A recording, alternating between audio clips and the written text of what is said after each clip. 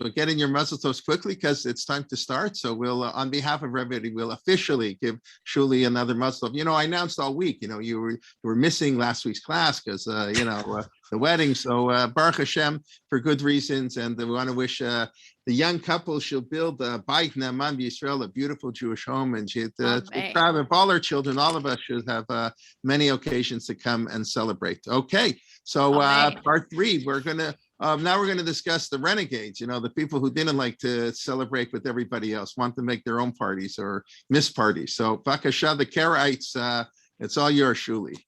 Okay, hi everybody. So we are going this week. We've been jumping around a little in time, and I apologize for that. But I know you're all very smart, and we're gonna go back and do a little timeline again. But this week, our focus is going to be on a few different things. First of all, in terms of place, we're going to be focused on Jerusalem.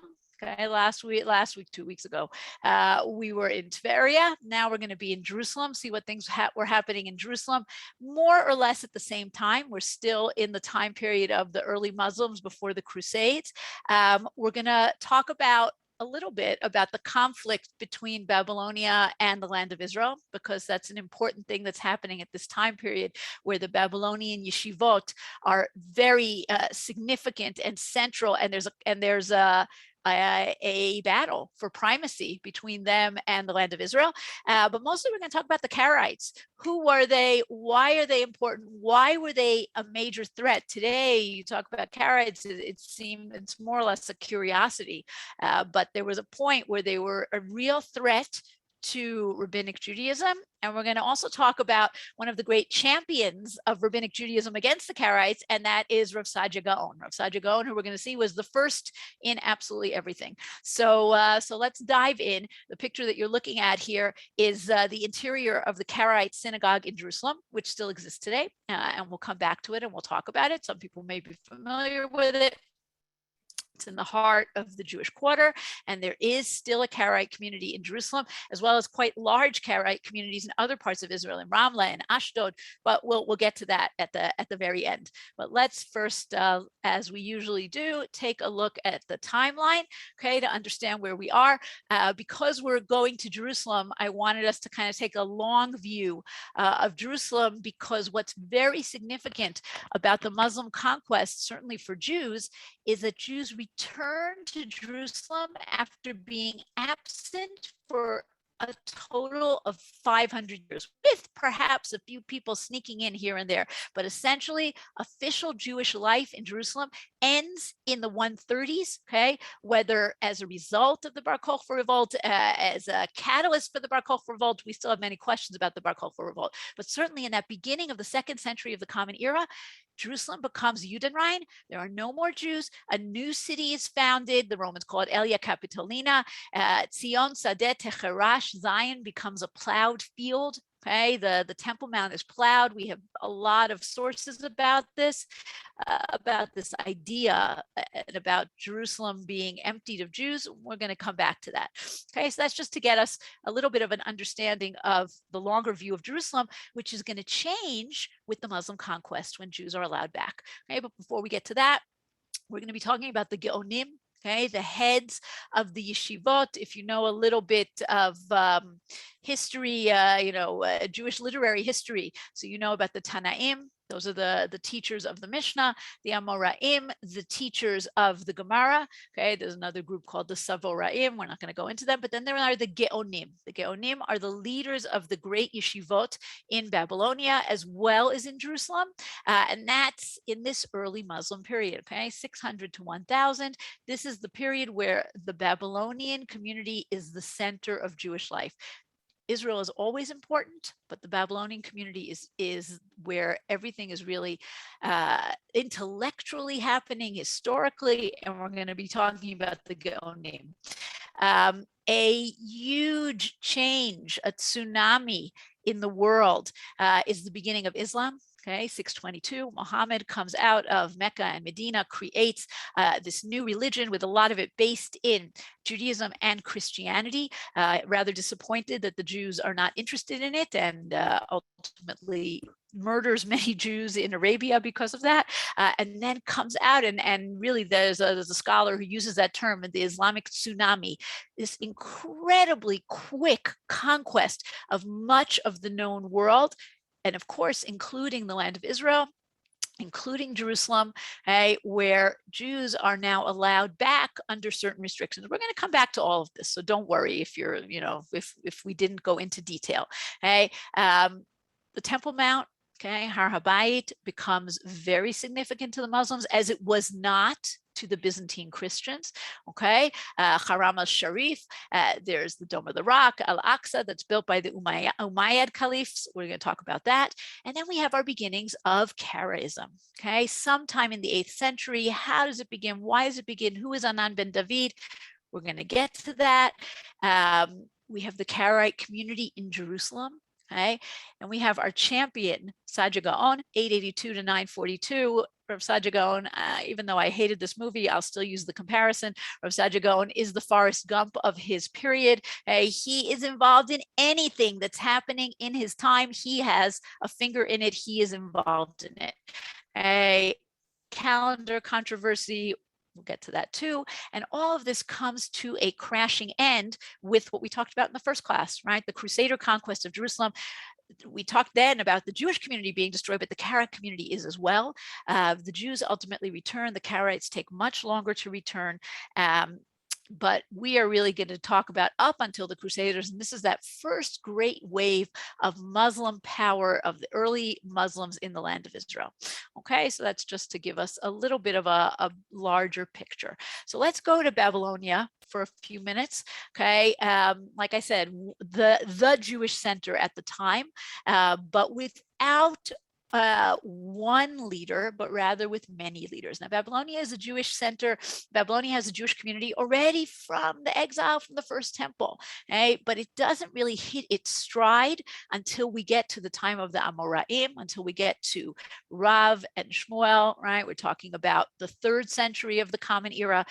So we're going to talk about the rabbis and the geonim, but we also have another leader who is already early on from the beginning of the community, and that is someone called the Exilarch, or in Aramaic, the Reish Galuta, the Rosh HaGalut, the head of the diaspora.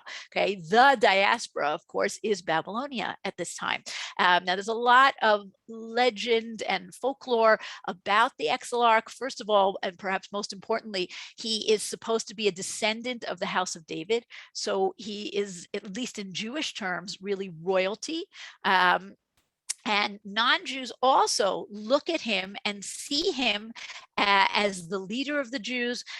He's very powerful. He's recognized by the secular authorities, whether it's the Persians, the Sasanians, eventually the Muslims.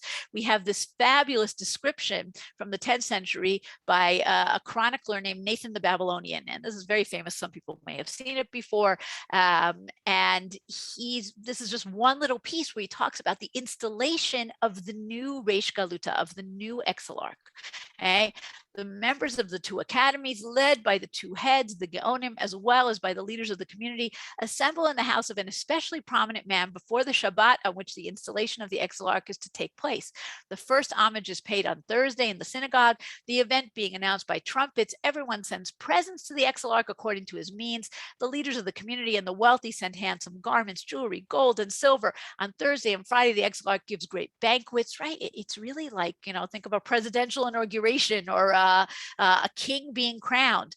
That's what's happening, at least according to Nathan, right? On the morning of the Shabbat, the nobles of the community call for him and accompany him to the synagogue. Here, a wooden platform covered entirely with costly cloth has been erected, under which a picked choir of sweet-voiced youths, well-versed in the liturgy, has been placed, etc., etc. The prayer, the Exilarch, who until now has been standing in a covered place, appears. The whole congregation rises and remains standing. The 2 geonim have taken seats to his right and his left, each making an obeisance.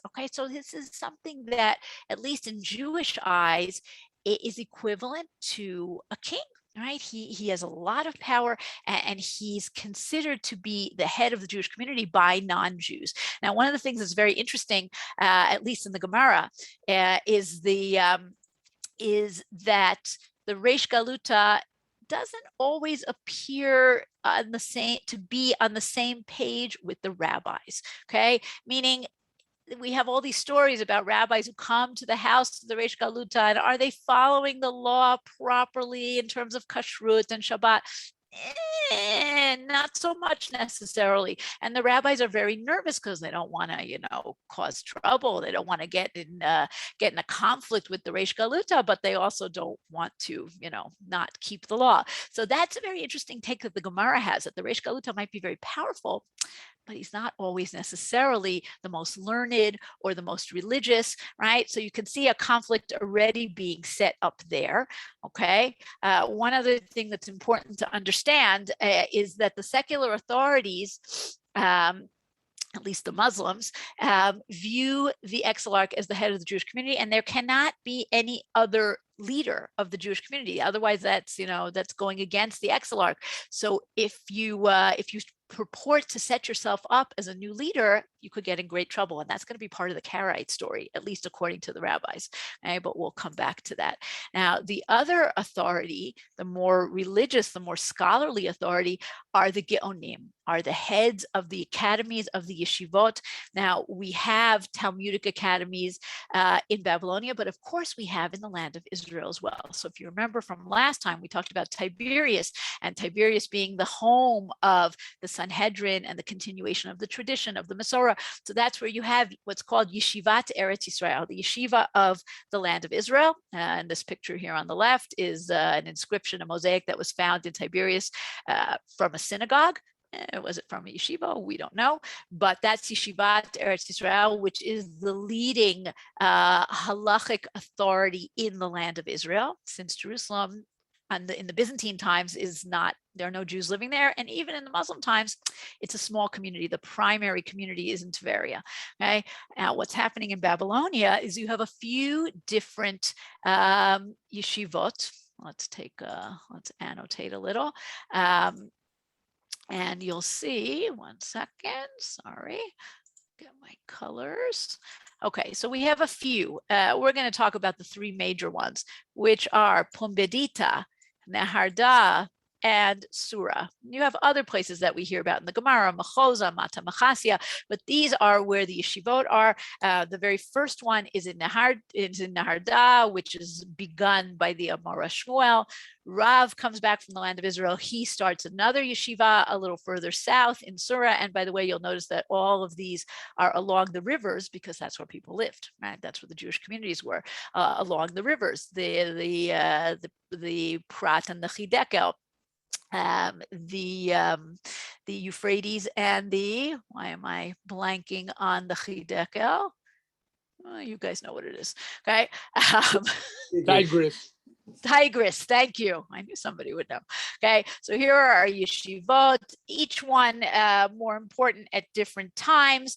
The question that you're probably asking yourself is, why are they called geonim? Today, when you say someone is a gaon, right? There was a commercial in Israel a few years ago for Materna baby formula, and the tagline was "Mi gaon shel ima," right? Who's the genius? Who's mommy's genius? Which is what all Jewish mothers say.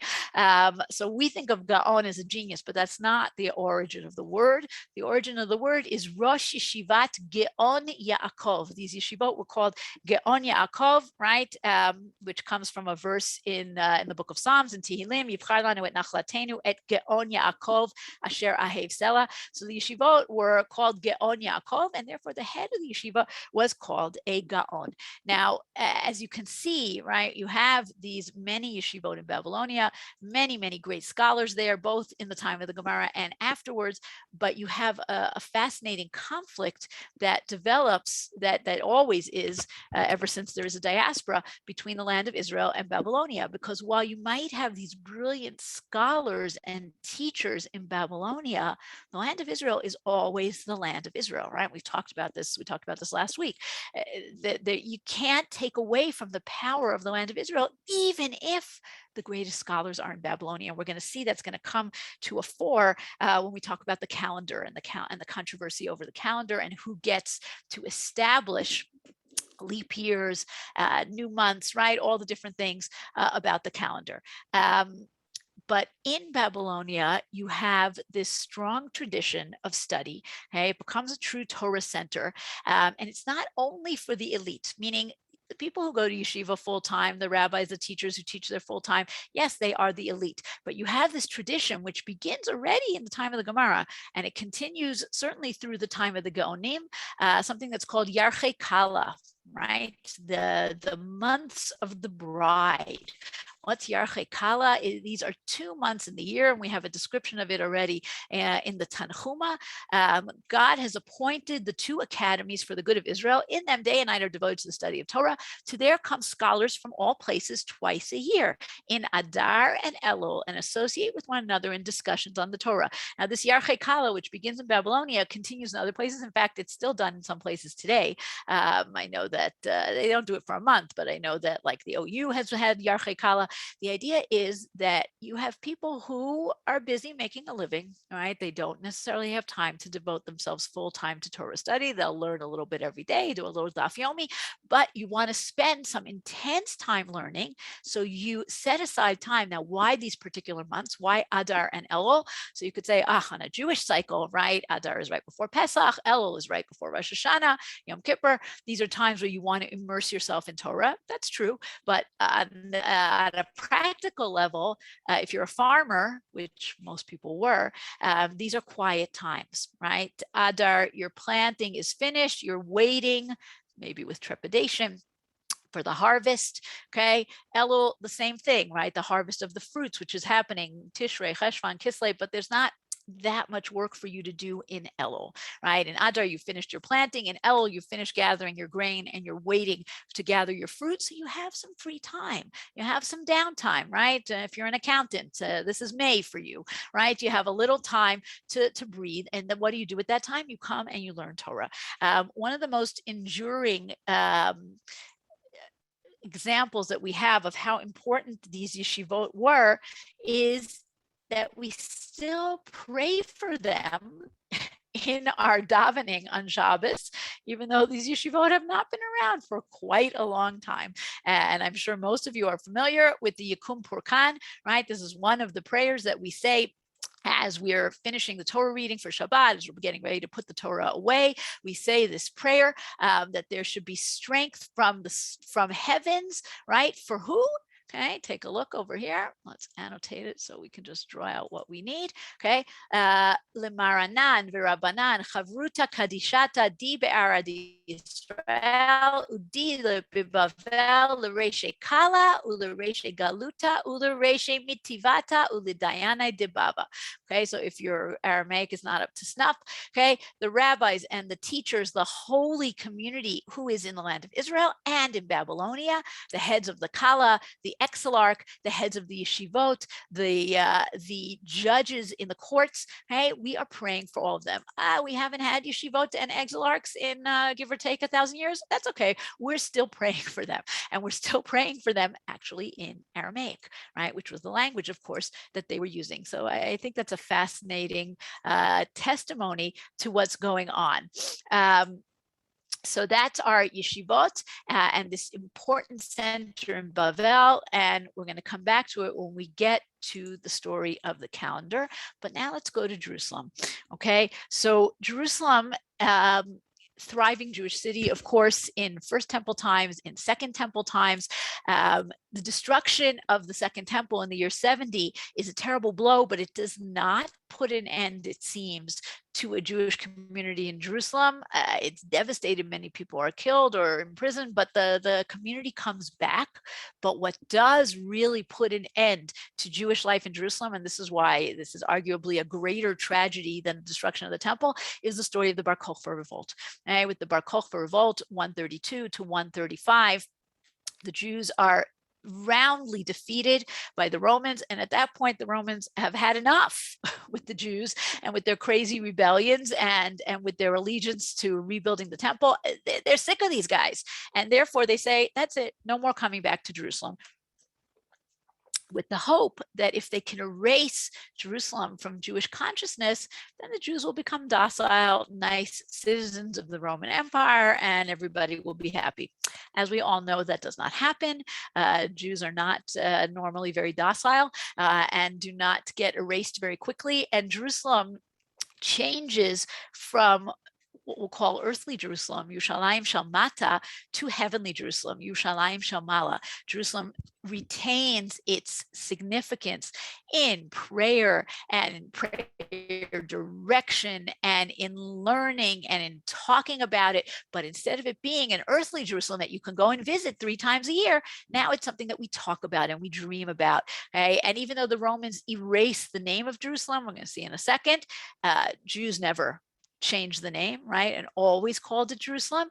But in a practical sense, on earth, Yerushalayim Shel Mata, and the earthly Jerusalem, there are no Jews, right? So I brought you this picture, this mural, which is today in the rebuilt Cardo in the Jewish Quarter.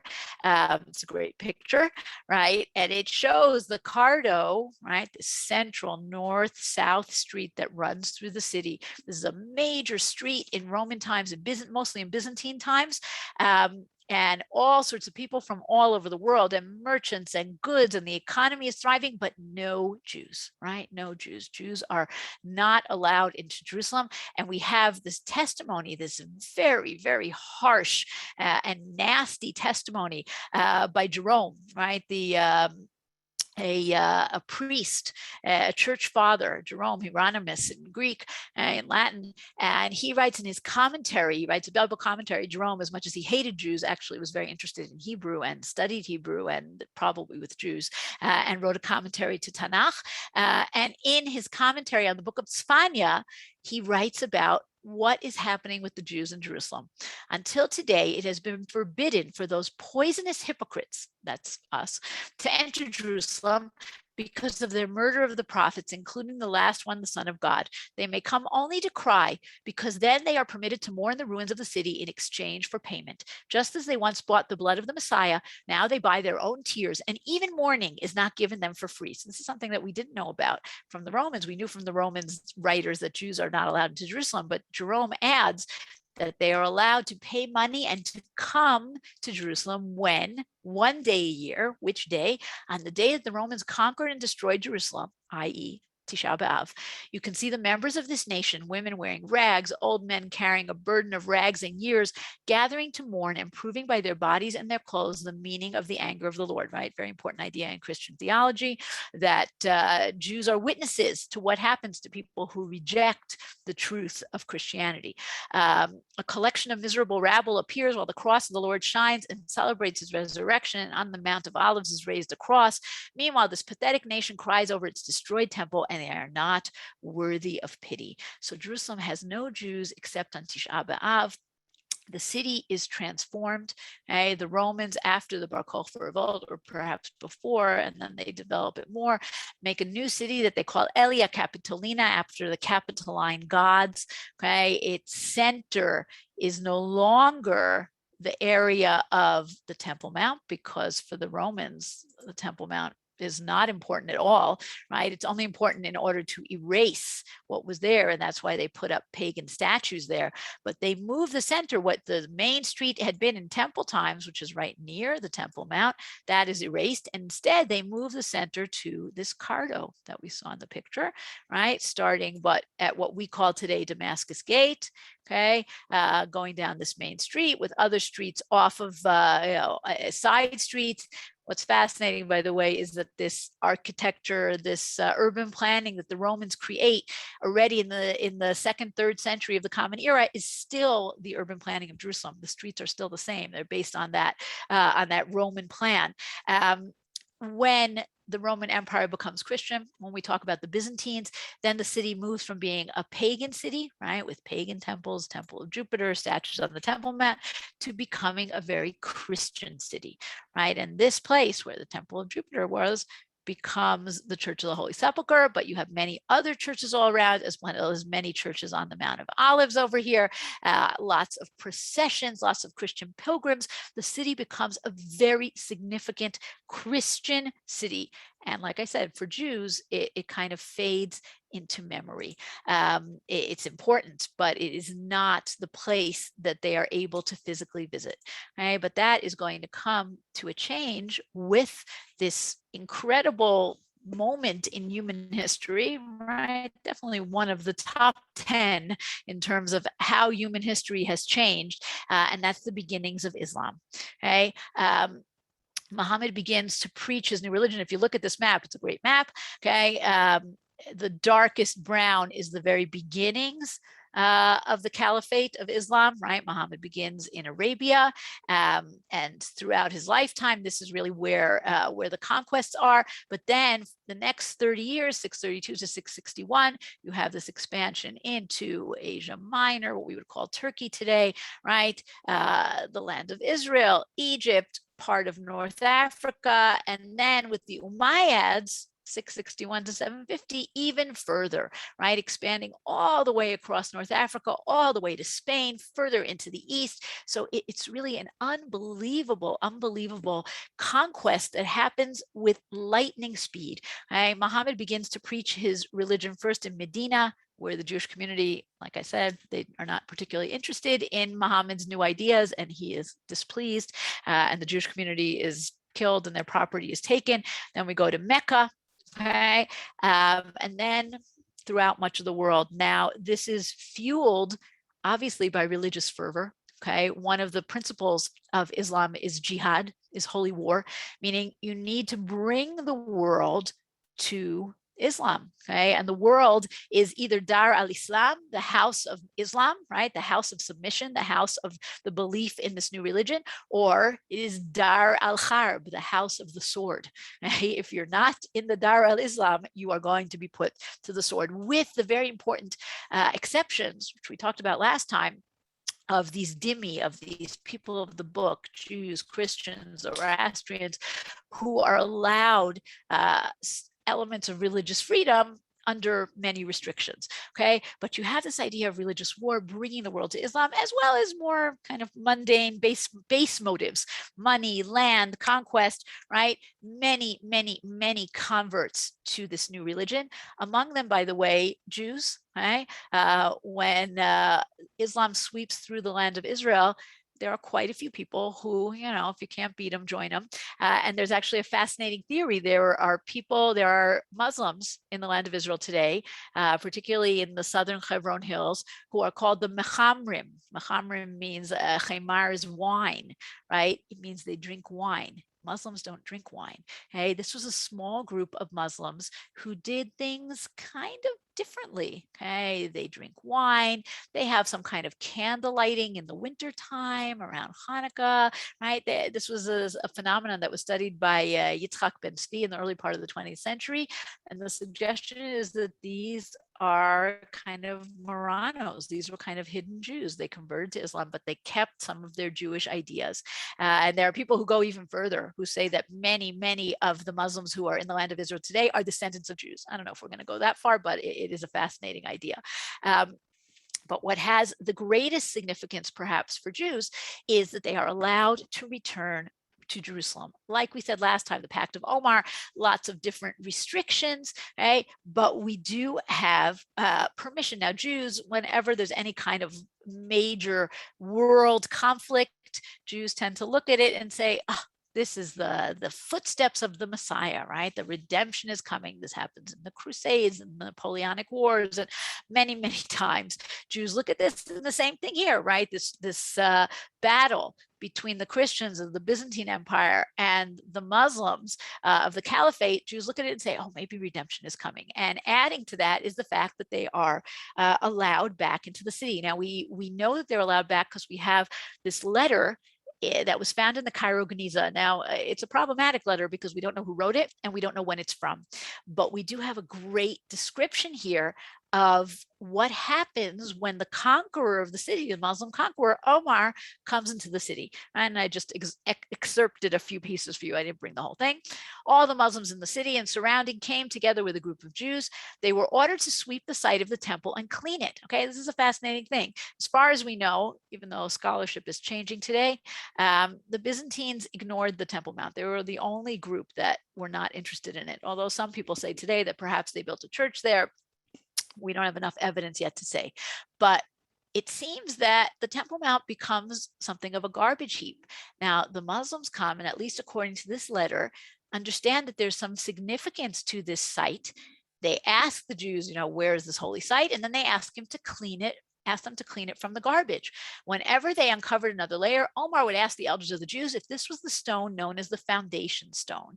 Okay, now, is this correct? Did Omar really know all this? Is this imputed to him? Like I said, we really don't know, but it's significant because the Jews see the Muslims as giving importance to this place, the place that's holy to the Jews.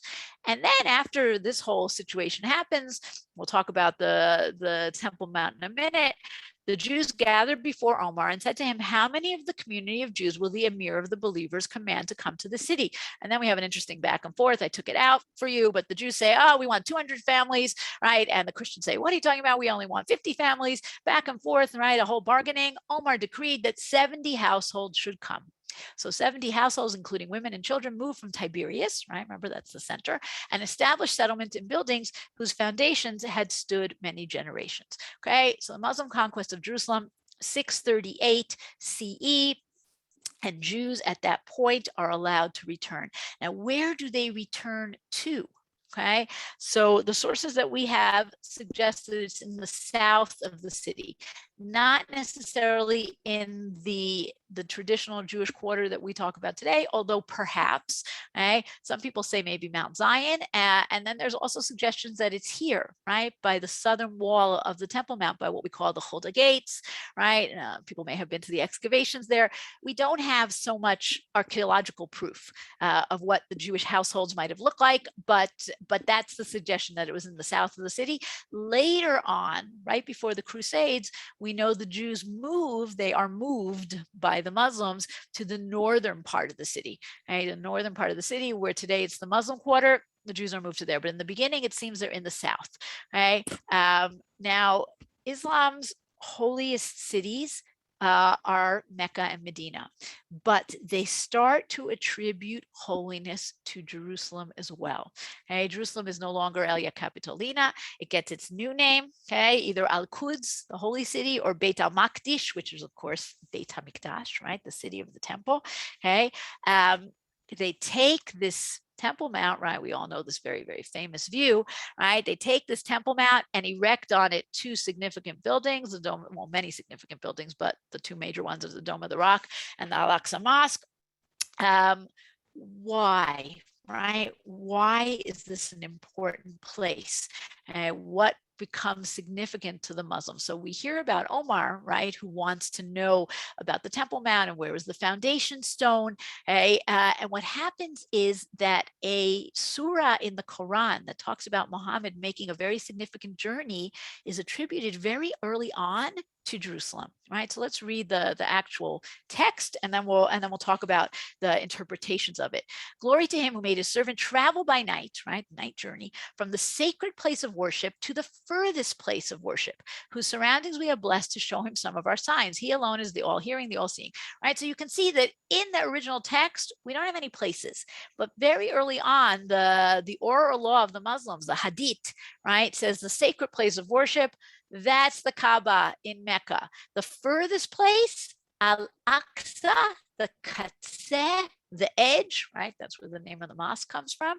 The furthest place, that's Jerusalem, okay? And this night journey, Muhammad comes at night, and he comes to on his horse Al-Burak, right? Lightning, the lightning steed. He ties him to the wall of the Temple Mount, and there's actually holes in the wall that are attributed to the place, a hole that's a place where he ties the horse, right? The rock, right? What Jews call the foundation stone, the Even Hashtiyah, which is the rock under the dome of the rock, right? That Muslims believe is the place from which Muhammad ascends to heaven for 40 days, right? Obviously, He's parallel to Moses, goes up to heaven for 40 days, spends time with God. All right, this is a depiction, one of the depictions of the night journey, and centers it happening in Jerusalem. Right now, there's nothing that's built here yet, okay, until the Omar cleans it off, but until the next dynasty, the Umayyads come along, and they are the ones who build. This is a caliph called Abd al-Malik. Okay, he builds the Dome of the Rock. There was already a small mosque here. He adds to it and makes Al-Aqsa, and this becomes a very significant place. It is not as it's not the number one place, but it becomes a very important place. Now, the question is why, right? So you have religious traditions, of course, but you also have the fact that the Umayyads, this dynasty, are based not in Arabia, but they are based in Damascus, which is not so far away from Jerusalem. Maybe they want a religious center that's a little closer to them. But whatever it is, already very early on from the 7th century, the Muslims see Jerusalem as a holy place, as a significant place. And that, of course, has implications for Jews, both good and bad. Okay? Jews are allowed back in the city. They're allowed onto the Temple Mount. We have a text that talks about how they are the ones who are given the job of cleaning the Temple Mount, which is fascinating, right? On a regular basis, the maintenance of the Temple Mount. And we know that in these early Muslim days, the main synagogue of Jerusalem was in a cave underneath the Temple Mount. If you go on the Western Wall tunnel tour, you'll see this cave, right? It's a cave. That's where the ancient synagogue was in early Muslim times. So very fascinating. Obviously, it's a double-edged sword. Certainly, we see that today. But in early Muslim period, it was something that was very, very important and very good for Jews. Let's take whoever's not muted, please mute themselves. Let's take a shift, right? Now for something completely different. Let's talk a little about the Karaites, right? We said that's another one of our important focal points for today. So the Karaites, who are also called the B'nai Mikra, already in their name, you can see that they are focusing on the Mikra, on the text. We'll talk about that in a second.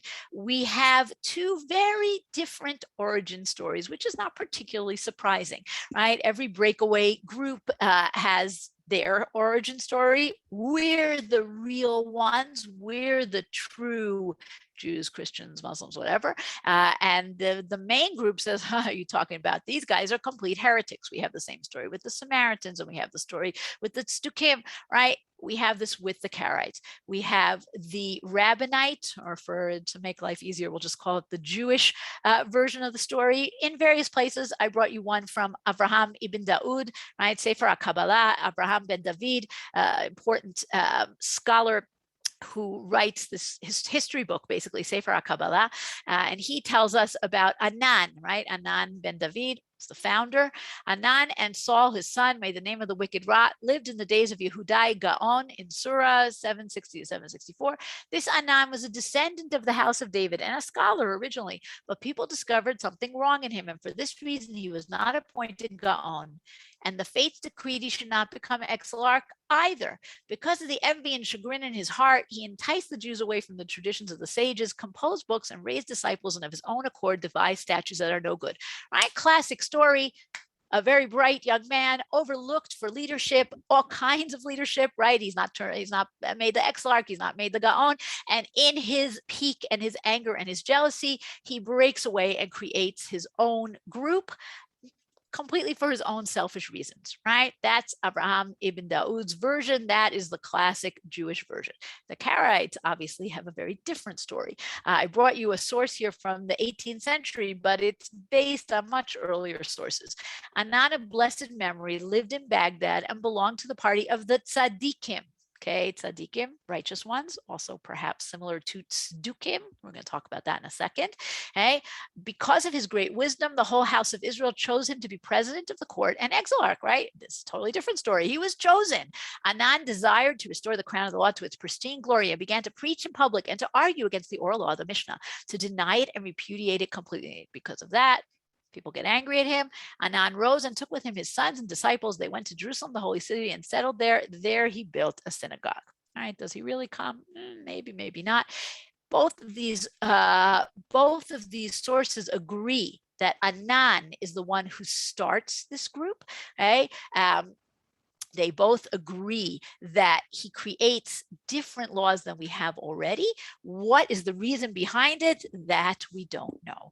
Okay, but he creates this breakaway group, this breakaway sect, which it seems is denying the Torah Shabbat Pez, denying the oral law of the rabbis. Now, a lot of people get confused, and rightfully so, between the Karaites and the Samaritans and the Essenes, right, from the Dead Sea Scrolls, and the Sadducees, the Tzdukim we mentioned before. What's the deal, right? All of these different groups had issues with the Torah Shabbat Peh, with the oral law and the traditions of the rabbis. Are they connected in some way? They all have very different origin stories. Okay, they come from very different places. And some people like to say, oh, none of them have an oral law, right? They don't have a Torah Shabbat Peh. I will repeat to you something that I learned many, many years ago from a wonderful professor, David Weiss-Halivni in Columbia. He says it's impossible not to have an oral law. There always is an oral law. You may not agree with the rabbi's oral law, but you have your own oral law. And he gave a wonderful example to illustrate this, right? Moses comes down from Mount Sinai. He starts reading out the 10 Commandments. He says, lo tirtzach, don't kill. It's pretty clear, right? Don't kill. Okay, don't kill. Suddenly some guy in the back raises his hand. What about in self-defense? Another guy raises his hand. What about a judge who, executes someone? There's always a need for interpretation. The question is, do you accept the interpretation that we know today as the Mishnah, the Gemara? We know certainly in the time of the Second Temple, you had many groups who did not accept that interpretation. The question that scholars have been asking for a long time, certainly since the discovery of the Dead Sea Scrolls, are these groups in any way connected, right? Was there some ancient tradition that one passed on to the other? It's a very interesting question. We don't have any proof one way or another. One very fascinating testimony is that perhaps the Karaites may have seen one of the Dead Sea Scrolls. Why do we say this? Because we know that a Christian priest, a Nestorian priest in the early 9th century, writes about a cave near Jericho that was discovered and had scrolls in it. Did the Karaites in Jerusalem maybe see these scrolls, right? Another fascinating thing, in the Cairo Geniza, long before the Dead Sea Scrolls were discovered, they discovered a copy of what we now know today to be the Damascus Covenant, one of the major texts of the Dead Sea Scrolls. Could the Karaites have brought it to Cairo? Is there some connection? It's a very interesting question. There are some similarities. There are some similar terms, some similar ideas, but ultimately the ground from which all of these groups grew, each one is very, very different. And in terms of halakha, certainly between the Dead Sea Scrolls and the Karaites, very, very different. The people of the Dead Sea Scrolls have their own calendar, a solar calendar. The Karaites follow the same lunar calendar, lunisolar calendar that the Jews do. And people of Dead Sea Scrolls wore tefillin. Tefillin was very important to them. We found it in the excavations in Qumran. The Karaites reject the idea of tefillin. So it's a very interesting suggestion. So far, we have no proof for it. What is the essence of this idea, right? So attributed to Anan, although it might be that it was written down later, is this phrase that you have here: search well in the Torah and do not rely on my opinion, meaning everyone is responsible to read the text for him or herself and to figure out the law for him or herself. Now, as you can imagine, this led to many, many variations in the law. Karaism in the time of Anan, at least, is very diffuse. Right? It becomes more consolidated in the 9th century with one of the greatest Karaite scholars, Binyamin Nahawendi.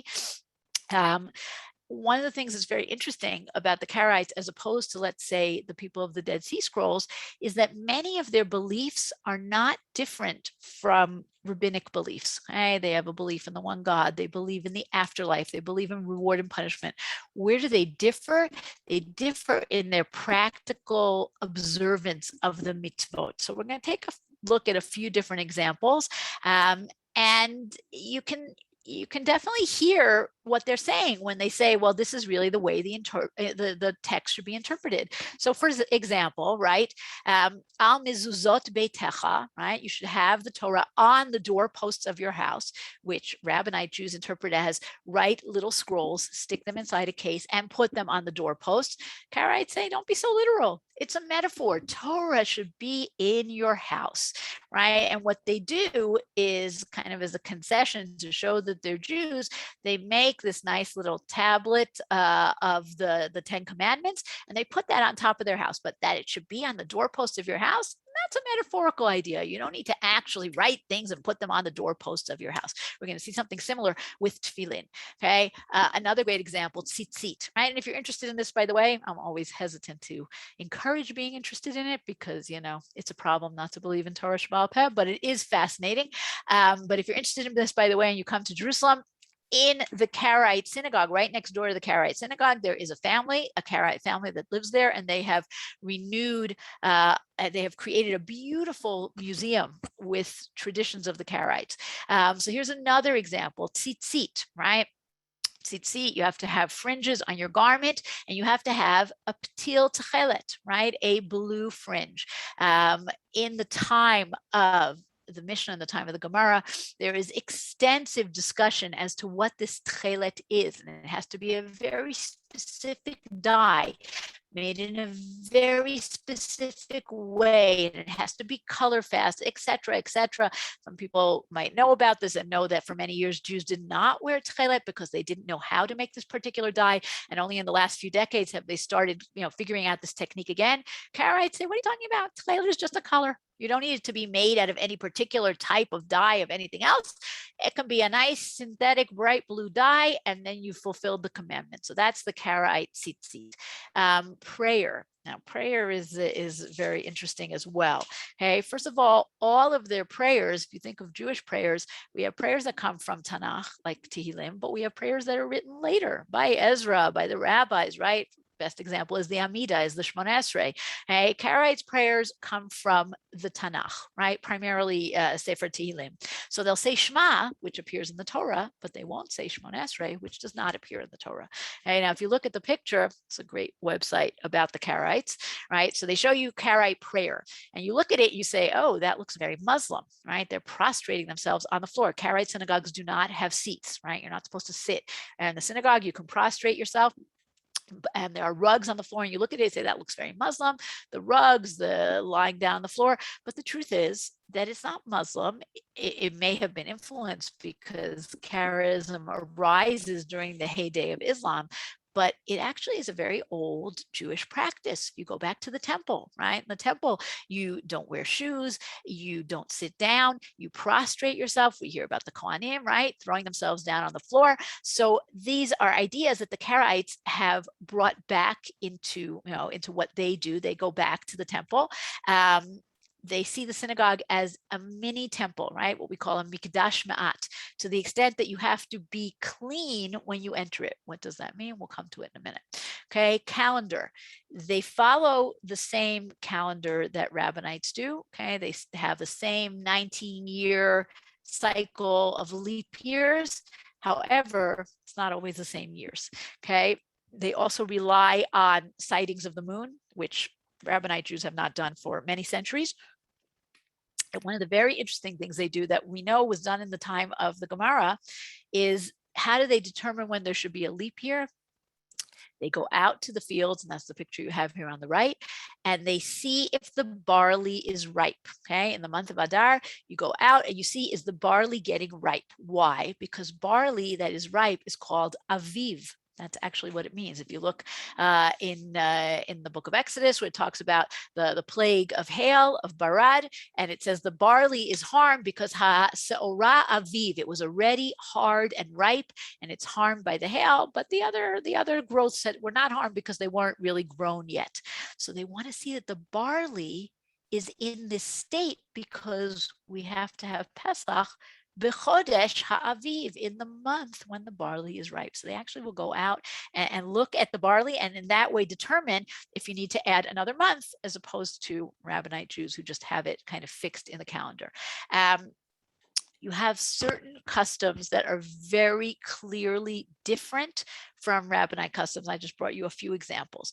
I think one of the most famous ones, why did I bring you this picture of this yummy, delicious cholent? Not because it's Thursday night, but because one of the most famous customs that Karaites or laws that Karaites do not hold by is having a fire on Shabbat, right? When you look in the Torah, it says, Lo tivaru esh b'chol moshvotechem, you should not kindle a fire on Shabbat, okay? Rabbinite Jews read that and they say, kindle, you shouldn't start a fire on Shabbat, but a fire that started before Shabbat, that's fine. It can just stay burning. The Karaite say, no. No fire before, no fire during, no fire, period. That's it. So the majority of Karaites do not have electricity and heating and hot food on Shabbat. There are differences of opinions, but that's the majority.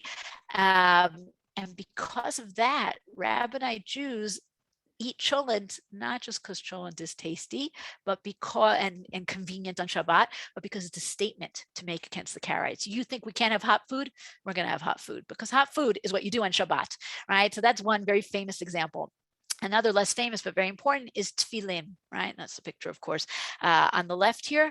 Same thing like the mezuzah, v'hayu letotafot al yadecha, right? B'nei necha, that it should always be on your heart, on your head, meaning this is a metaphorical idea. God should always be with you. The Torah should always be with you. It's not a black box that you tie around your head.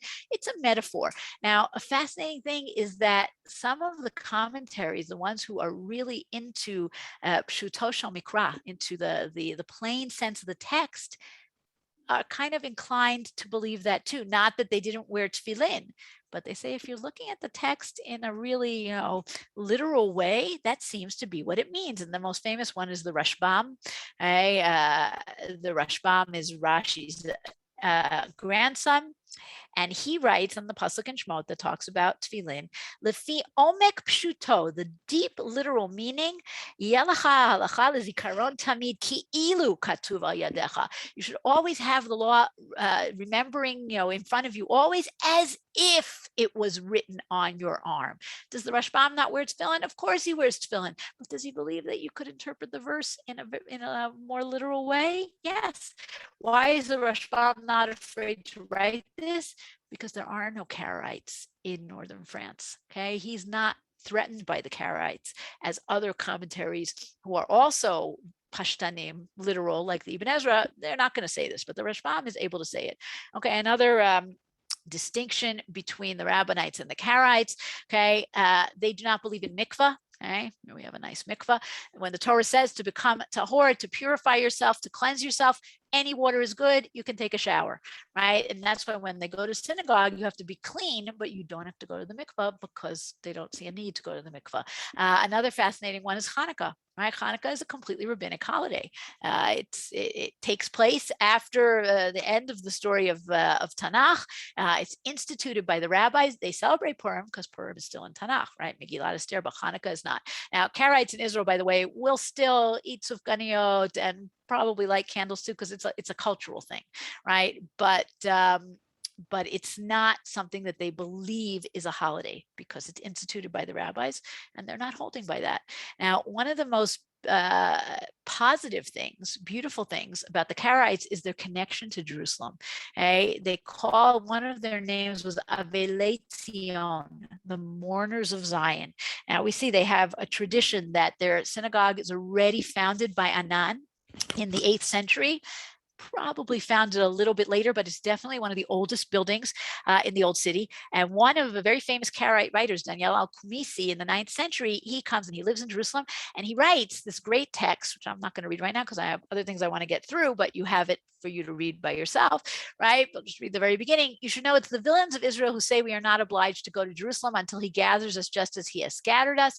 Even if God had not commanded us to go to Jerusalem, we would nevertheless know by virtue of our own intelligence that there is an obligation upon all those who suffered from God's anger to come to supplicate him, right? And it is a responsibility of all Jews, i.e. all Karaites, to come and to live in Jerusalem. And they mourn for Jerusalem, and Jerusalem is a very significant place for all Jews, but for Karaites in particular. And they create this community that exists, like we said, until the time of the Crusaders. Where is their community? So we have testimony that it's not where the Jews lived, but rather kind of lower down in the southern part of the city in the Kidron Valley, which is what you see here. They have their own cemetery, which still exists today, by the way, and it's sadly very, very neglected. Also down in the Kidron Valley. The community grows and it becomes very powerful. And in the 9th, 10th century, particularly in Egypt and in Babylonia and in the land of Israel, it's a very powerful community, and it's a threat to Rabbinite Jews because the ideas that they're espousing seem very logical, and a lot of people are drawn to them, even though, by the way, they're usually more strict than Rabbinites.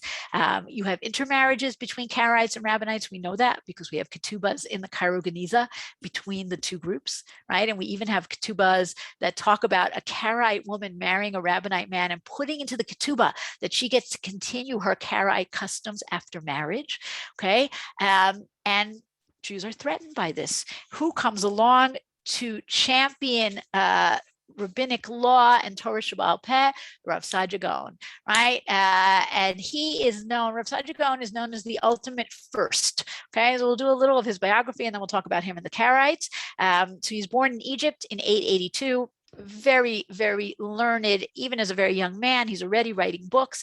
At some point, he leaves Egypt and he lives in Tiberias. We don't know for how long, what, where, but we know that he's been there. He continues on to Aleppo and ultimately comes to Baghdad. And in 922, he's in Babylonia. He's appointed the Rosh Yeshiva of Pumbedita. Okay, 928, he's appointed the Rosh Yeshiva of Sura, which was one of the greatest of the yeshivot, had fallen on hard times. He brings it back to life. He fundraises. He brings a lot of prestige. And it's fascinating that he's chosen, by the way, because Babylonian Jewry was a very hierarchical society, right? You had to be from the right families and the right connections. And often the head of the yeshiva is the son of the previous head of the yeshiva. Rav Saadia Gaon comes from nothing, from nowhere. Nobody knows anything about him. He's very, very strong and opinionated. And yet, despite those, it seems, deficiencies, he's chosen to be the Rosh Yeshiva. He is first in everything. He writes the first translation of the Tanakh into Arabic. He writes the first halachic works by subject, right, as opposed to just following the order of the Mishnah. He writes the first Hebrew-Arabic dictionary, right? He compiles the first Sidur. He is the first person, this is one of his most famous books, Sefer and Munot V'Deot. He's the first one to try to reconcile Torah and Greek philosophy. Okay, he's a grammarian, he's a paitan, he's an astronomer, he's brilliant. Okay, and he really is the first in everything. The fact that we don't talk about him so much is because he was too successful, right? His firsts led to many others entering the field and ultimately eclipsing him. But being the first really changed Judaism in many ways. And of course, he takes on the Karaites. Right? The great challenges of Rav Saadia Gaon's life are the lure and the appeal of Islam, because it's a very tempting and a very rich culture, which he takes a lot from as well. Most of his writings are in Arabic, right? As well as the challenge of Karaism. And he uses logic and he uses verses against the Karaites. He doesn't take ideas from Chazal, from the rabbis, because they're not going to be listening to that. Unfortunately, many of Rav Saadia Gaon's writings have been lost, and we don't have a lot of what he wrote against the Karaites, but we have a little bit. So first of all, he writes a poem called Esa Mishali. This is not Mishali. This is not against, it's not written to the Karaites, it's written to the Jews. So he writes, Dat Elokeinu chalfu l'nater, right? They want to take away our heavenly religion. Hamutar la asor va'asur la hater. They want to permit the forbidden and forbid the permitted. Bli yir'ah bli ema, without any kind of fear or awe. Lulei ha'mishnah v'hatalmud asher kol ze bam lamud. Without any care for the Mishnah and the Talmud where all of this is taught. But maybe one of the most famous examples of how Rav Saadia Gaon goes against the Karaite ideas is something that's quoted. We only have it because the Ibn Ezra comes along over a century later and quotes Rav Saadia Gaon. And it's in a very, very famous verse, ayin tachan ayin, an eye for an eye, right? An eye for an eye, which of course the Karaites interpret literally and the rabbis interpret figuratively. You give the value, the monetary value of an eye. And Rav Saadia Gaon comes along and explains that the figurative is really the true interpretation because it cannot be any other way. Amar Rav Saadia says, Lo nuchal lefaresh zeh pasuk kimashmao. We cannot interpret this literally.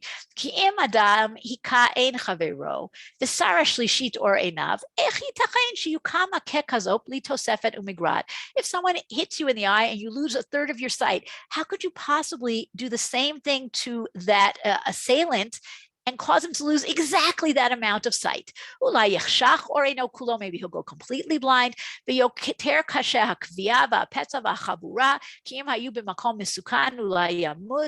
he's going to be so wounded that he might die, right? It can never be a commensurate wound. It's not possible in a physical world for that to happen. The rule is, lo nuchal lefaresh al derech mitzvat Torah perush shalem im lo nismach al divrei Chazal. We have to rely on the words of the rabbis. Ki kasher kibalnu haTorah min ha'avot, kain kibalnu Torah sheba'al peh. Just like we got the Torah from our ancestors, we also got the oral law. Ki ein hefresh beineim. There is no distinction between them. There's no, not distinction. There's no separation between them. Here's the explanation of an eye for an eye. Ra'ui liyot eno tachat eno im lo yitain kaparo. Really, in a truly just universe, you should lose your eye if you take out someone's eye. But we can't do such a thing. And so you have to give your kofer, you have to give your monetary value. So it's a brilliant refutation of the Karaite idea in very simple language that everybody can understand. We'll just do one more thing about about Rav Saadia and finish up the Karaite. Sorry, a little bit rushed. Okay, we have a controversy between Rav Saadia and the head of Yeshivat Eretz Yisrael, Aaron ben Meir, about the calendar. Again, this ties back to our question of who has primacy. The land of Israel should be the ones to determine the calendar, or the Babylonian Jews. And actually in 922, the Jews of Israel and the Jews of Babylonia celebrate Passover on two different dates. And ultimately they reconcile. Rav Saadia Gaon also gets into a big controversy with the exilarch, with the Reish Galuta, David ben Zakkai, to the point where David ben Zakkai deposes Rav Saadia and appoints an alternate Gaon. Rav Saadia, not to be trifled with, deposes David ben Zakkai and appoints an alternate exilarch. Okay? And this goes on for quite a few years until they reconcile with each other. So that's also a great story. The Karaites are unfortunately, the Jewish community and the Karaite community of Jerusalem are unfortunately decimated by the Crusader advance, 1099, the conquest of the city, right? I brought you this picture just because it was in the news recently, this amazing discovery in the Mediterranean of this perfectly preserved Crusader sword. The Karaites leave Jerusalem. They don't come back for a very long time. They go out to the diaspora, to many different places, to Egypt, to Byzantium, ultimately to Spain. And in a very fascinating twist, when the Jews are exiled from Spain, the Karaites are exiled as well, and they go in the direction of the Crimea and Lithuania. And this is a Karaite synagogue in the Crimea. And their fortunes take a very interesting turn. The Nazis don't see them as Jews, and therefore they're spared. Fascinating end of the story. But today, the world center of the Karaites is in Ramla. And that's the picture that you have over here on the right. Strong Karaite community in Israel, obviously not as strong as the Rabbinites, the Jewish community, but they have come back to the land of Israel. So let us see what questions we have. Sorry, we're a little bit rushed here, but let's go back to questions. Oh, all the way at the top. What do we have here? All right. Sorry. Chat. No, I don't care about the chats. All right. Tekolek is in that picture. Yes, that's very true. Okay, sorry, I'm just scrolling to the top. Did the Jews of Muslim rule view the conquest of Jerusalem as liberation? I think we explained that. the Reish Galuta was fourth in line to the Persian monarchy. It's a very interesting idea. I will not argue with it. I do not know. Right, bodies of water, Yarchei Kala, the bride of the Jewish people, very nice. Conservative movement used to call their retreats Kala. Okay, right. It doesn't have to be a yerach. It doesn't have to be a month. Teddy Kollek is in that picture. The mosaic artist put in a few contemporary people. Okay, Jerome wasn't so good at Hebrew because he only learned from converts. Very interesting. Thank you, Irene. The Kotel Swifts, right? Also very nice. Chat. Sorry. Al-Aqsa is the furthest place. Correct. We said that. Furthest mosque is not in Jerusalem. Well, the Saudis and yeah, they have their own issues. What happened to the exiles from the first temple? Are we talking about the 10 tribes are scattered? Yes, but the Jews of Judah and Benjamin remain the core of the Babylonian community. So it depends who you're talking about. The Samaritans' Torah is essentially our Torah with a few important differences, but mostly it's the same. Okay, alternate history. Sorry, I'm not going to answer that right now, but it is interesting. Are the Karaites considered Jews in Israel? Very interesting question, Yossi. In terms of marriage, I believe they have to convert, although I'm not 100% sure. I know that when they serve in the army, they get special dispensation because of their Shabbat is different, and they claim they can't keep Shabbat in the army, so they have to be able to go home. Are they allowed to marry? It's a great question. I don't know. I can look into it. Hey, the Karaite synagogue in Jerusalem is in the Old City. It's in the Jewish Quarter. It's give or take 1,000 years old. How can you have Yiddishkeit without cholent? No wonder they are almost extinct. I see some strong cholent advocates. Chicken and milk, I do not believe that. Actually, that's not true. I think they do have that. They don't hold by the extension of basar v'chalab to include chicken. I'm not 100% sure, but I'm pretty sure. Okay. Yes, mikvah we do not have in First Temple times. Professor Lukshin discussed the comment of Rashbam. Thank you. That's very interesting. Kashrut also, like we said, basar v'chalav issues different. Okay. There's Rav Amram Gaon, but Rav Amram Gaon is only slightly before Saadia, and Saadia is considered to be like a full Sidur. Right, Fayum, he's a Fayumi, right? And he says Fayum is the location of Pitom. Very nice. I did not know that. Right, the Nazis asked if the Karaites are Jews, and the Karaites were saved by the fact that the rabbi saved them, said they weren't Jews. Correct. Do they meet requirements for the law of return? I am sure they do, because there are many, many Karaites who came back in the 1940s and 50s, in the late 40s and the 50s. Right. The Rabbinites also pick and choose. Everybody picks and chooses. Is there a biography of Rav Saadia? Is there a biography? Rabbi Kalman, do you know of a biography of Rav Saadia? I was just looking on my list of all my biographies. Yeah, I don't have the geonim of Babylonian, the shaping medieval Jewish culture. That's not a Rav. I think there is. I don't know if I have it. This book by Brody, Robert, he's the expert on the Koenig period. Does he have a whole chapter on Rav Saadia? I don't know. Have to look. I'll ask Mark Shapiro. I'm sure he'll know. I can't think offhand. If you want to get started, though, there's an excellent article about him in the Encyclopedia Judaica. And I would look on Wikipedia, too. People look down on Wikipedia, but it has a lot of good information. There might be something in the introduction to Sefer Emunot V'Deot, but I don't know offhand. But that's good. Ask Rabbi Shapiro, see what he can suggest for us. I'll look into that. Thank you. Okay, thank you, Shulie. Go enjoy, prepare for Shabbat brachas. Thank you very much. Okay, tonight, 8:30 Eastern, 3. If you're up cooking, I shouldn't say that. I'm sorry. If you're up at 3:30 in the morning, you can listen Rivki Freundlich tonight on Ma'aseh Avot Siman Le'imahot. Rivka as Abraham too. Sounds like a fascinating topic, actually. Masei Avot Siman Imahot. That's at 8:30. Rivki Freundlich is a Yoetzet Halacha working. She's living in Montreal. And tomorrow morning, my shir on the Siddur. A closer look at Siddur, 9:30 a.m. And then next week, our 9 regular scheduled shirim. Shulie's class next week, as I mentioned in a couple of the other classes, will be at 1 p.m. Eastern time next week, because Israel changes the clock on Saturday night. We in North America do not. So not every class, Shulie's class and Rav Carmel's class will be given according to Israel time. So 8:15 in Israel Wednesday, that's 2:15 here in the afternoon Wednesday, and 1 p.m.